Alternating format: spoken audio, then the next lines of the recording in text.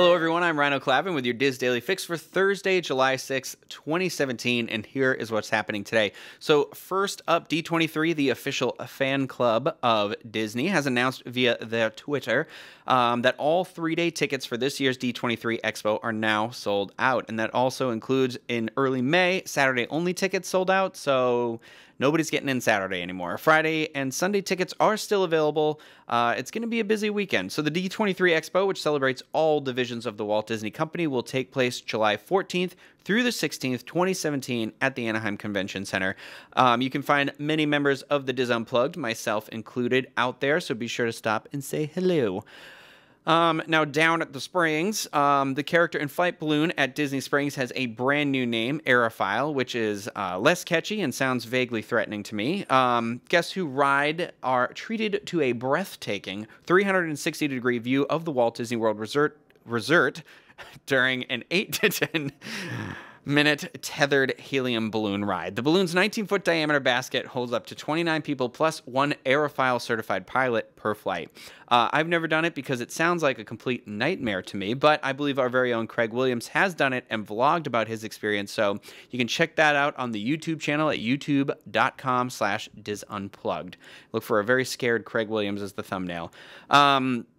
Now, finally, I thought this last story could potentially be a good deal for some people out there. Beginning July 10th, guests who purchase a limited edition $100 shopping card for Disney-owned and operated merchandise locations at World of Disney, located at Disney Springs, will receive an additional $25 bonus shopping card that they can use on a future visit. So here's the catch is the $25 card is not redeemable until the next day. It expires October 29th of this year, and it's not redeemable at Disney Springs operating participants or other merchandise locations at Walt Disney World. So for a complete list of participating locations, you can visit wdwinfo.com. So here's what I would do. If you know you're going to buy souvenirs on your trip, just go a couple of days before the last day of the trip, buy that $100 gift card, get the $25 gift card, just go back another day, and treat yourself. Get something a little nicer than you normally would have. That's what I would do, because I like to beat the systems when it comes to gift cards. But now, over on the Diz today, our featured article comes from Dylan Flood, who writes out some tips for visiting Walt Disney World without speaking English. Now, this sounds like a really good article. However, I'm not really sure how broad of an appeal it's going to have, since I'm assuming the article is in English, but it's geared toward people who do not speak English. But nevertheless, you can check it out at wdwinfo.com. That article, many other great ones up there, so be sure to head over there.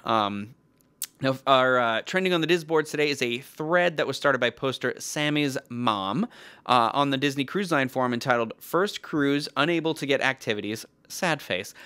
In the thread, posters are sharing tips and tricks for getting the activities you wanted booked, even if everything shows no availability on the first day that you're able to book them for the cruise. So, helpful thread. Head over to dizboards.com, join in on that discussion.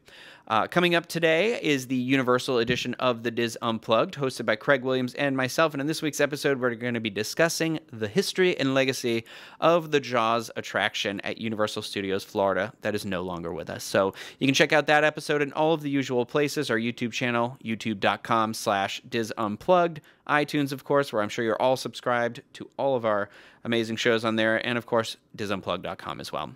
Now, finally, the weather. Out in Anaheim today and tomorrow, it's going to be partly cloudy and a little warm. A high today around 90, 95 tomorrow.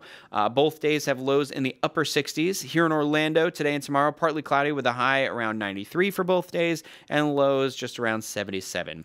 Now, for links to everything that was discussed in today's Diz Daily Fix, you can visit the Daily Fix main page at wdwinfo.com/dailyfix. That's going to do it for me today. Thank you, everybody, for making it through this horrible word thing I've done. So have a great day, everyone.